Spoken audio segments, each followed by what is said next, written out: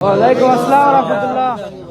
আমার এলাকা, আমার দাদা বাড়ি, এটা তো সব আপনারা আমার আপনজন। তো আপনাদের এখান থেকে এসেই শুরু করছি, শরীরের সর্বোচ্চ ক্ষমতাটা দিয়েই এলাকায় ফেরা, যাতে আপনাদেরকে কেউ ভুল পথে পরিচালিত করতে না পারে। একটা দীর্ঘ সময় ধরে নায়ের ক্যাম্পেইন করার পরে এখন গিয়ে মানে অনেক ভোট না বুঝে নায়ের দিকে চলে যাওয়া, যেটা আমাদের আগের জেনারেশন যারা মুরব্বী আছেন, নেতা এটা বলছে মানে আমাকে এটা করতে হবে, এই কনসেপ্টের জায়গা থেকে অনেকে ইতোমধ্যে ভুল করে ফেলছে বা ভুল ডিসিশন নিচ্ছিল। সেই জায়গা থেকে আমরা আমাদের এখানে আসছি। আপনারা জানেন যে শহীদ শরীফ ওসমান হাদি ঢাকা ৮ আসনের একজন এমপি ক্যান্ডিডেট ছিল। আমাদের এখানে বাংলাদেশে যারাই রাজনীতি করতে আসে, তার আগে চিন্তা করে আমি এই আসনে রাজনীতি করলে বাণিজ্যিক দিক দিয়ে আমি কি লাভ পাবো। কেউ চিন্তা করে না যে আমি এই কালচারটাকে কিভাবে এস্টাবলিশ করব। আপনারা একটাবার সূক্ষ্ম একটা জিনিস চিন্তা করেন যে ঢাকা ৮ আসন, যে জায়গাটায় বড় লোক, বিভিন্ন ধরনের ডাইভার্সিভ কালচারের মানুষ, বিভিন্ন বড় বড় মানে ধনকুবের যেখানে বাস করে, সেই জায়গায় মুড়ি বাতাসার রাজনীতি করা যায়, এটা শহীদ শরীফ ওসমান হাদি শিখায় গেছে আমাদের। তো এই কালচার বেসড রাজনীতিটাই আমাদের দেশে হয় না, এবং এটা করাটা খুবই দরকার। তো আজকে শরীফ ওসমান হাদি ভাইয়ের যেই লিফলেটটা ছিল ঢাকা ৮ আসনের, সেই লিফলেটগুলো নিয়েই আমরা সেই সাইজে আমরা ছাপায় আপনাদের কাছে নিয়ে আসছি, যাতে এই মানুষটাকে আপনারা ভুলবেন না। কারণ সে সবার ব্যাপারে জাস্টিস চাইতে গিয়ে তার জাস্টিসটাই আমরা চাইতে গিয়ে সব থেকে বেশি অপারগতা প্রকাশ করতেছি, আমরা আমাদের জায়গা থেকে সেটা ভুলে যাইতেছি। এবং আপনারা একটা জিনিস খুবই ক্লিয়ার রাখবেন, 17 বছর ভোট দিতে পারেন নাই, এখানে অনেক নতুন ভোটার আছেন, এবার নতুন ভোট দিবেন।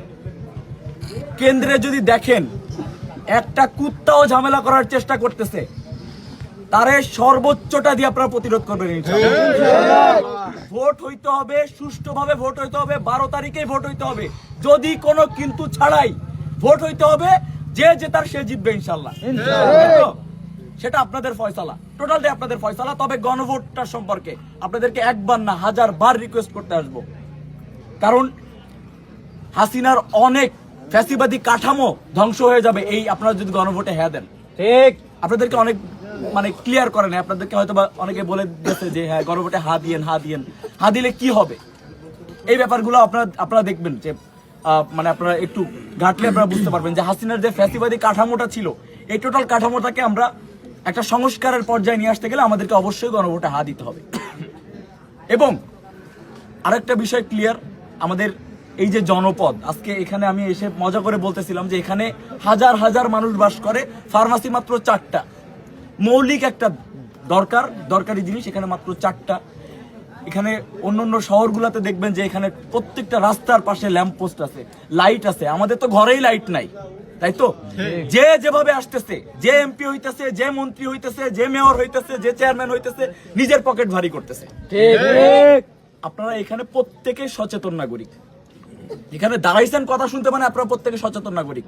আপনাদের যেটা করতে হবে, এমপি ক্যান্ডিডেটরা যে ইশতেহারগুলো দিতেছে, প্রত্যেকটা ইশতেহার আপনারা জমা করে রাখেন। উনি এমপি হওয়ার পরে ওনাকে জায়গায় ধরে ধরে বলবেন, আপনি আমার এলাকা নিয়ে এই ইশতেহার দিছিলেন, এই এলাকায় মসজিদ করবেন, এই এলাকায় মন্দির করবেন, এই এলাকায় রাস্তা করবেন, এই এলাকায় লাইট দিবেন, এগুলা কোথায়? আপনারা যতক্ষণ পর্যন্ত জবাব না নিবেন ততক্ষণ পর্যন্ত ওই আখতারুজ্জামান বাবুদের মতো এক বাজেট দিয়ে এক একটা ঘর তুলে দিয়ে ফেলবে তারা। ঠিক, আপনাদেরকে সচেতন হইতে হবে। কয়েকদিন আগে কত কোটি টাকার বাজেট আসছে না একটা, এই বাজেটটার খোঁজ দিয়েছেন আপনারা? তারপরে সীমাহীন দুর্নীতি, গভর্নমেন্টের প্রত্যেকটা জায়গায় সীমাহীন দুর্নীতি, আপনারা সংঘবদ্ধভাবে প্রতিরোধ গড়ে তুলেন। এই এরিয়ায় পাবলিক বিশ্ববিদ্যালয়ের শিক্ষার্থী আছে, আপনারা যারাই এডুকেটেড পার্সন আছেন প্রত্যেকে হাল ধরেন এই জায়গায়, কারণ পলিটিশিয়ানরা এখনো পর্যন্ত শিক্ষিতদেরকে পর্যাপ্ত পরিমাণে ভয় পায়। আপনারা একসাথে হন।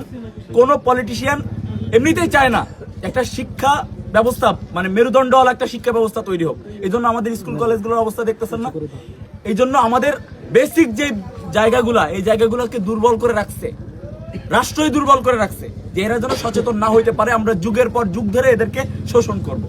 এই জায়গাগুলো থেকে আমরা বের হয়ে আসি যতটা সম্ভব। আমরা ইউটিউবে দেখতেছি, ফেসবুকে দেখতেছি, অনেক বিষয় দেখতেছি, আমরা ফ্যাক্ট ফাইন্ডিং চেক না করে একটা অনেক ভুয়া তথ্য আমরা ছড়ায় বেড়াইতেছি। এই সব ব্যাপারগুলো থেকে আমরা যেন সচেতন হই এবং আগামীতে যাকেই উঠান না কেন, যেই উঠুক, সে দাড়িপাল্লার কর্ণধার হোক, ধানের শীষের কর্ণধার হোক বা যার কর্ণধার হোক, তার থেকে আপনার হিসাব বুঝে নেওয়াটা অবশ্যই আপনার কর্তব্য এবং আমি বলবো এটা আপনার ইমানি দায়িত্ব। সেইভাবে আপনারা চলাফেরা করবেন ইনশাল্লাহ। আমি আপনাদের সন্তান, আমি রাজশাহী বিশ্ববিদ্যালয়ে পড়াশোনা করতেছি। যে কোনো সমস্যায় আমি অবশ্যই আমার ফোন নাম্বারটা খুবই অ্যাভেলেবল, এটা লুকোচুরির মতো কিছু না। আমি আপনাদের জন্য সব সময় আসি, যেই বিষয়টা জানতে চান যখন ইচ্ছা আমি আপনাদের কাছে আসি। অবশ্যই স্মরণ করবেন, আমি আপনাদেরকে রেসপন্স করার চেষ্টা করবো। আসসালামু আলাইকুম রহমতুল্লাহ।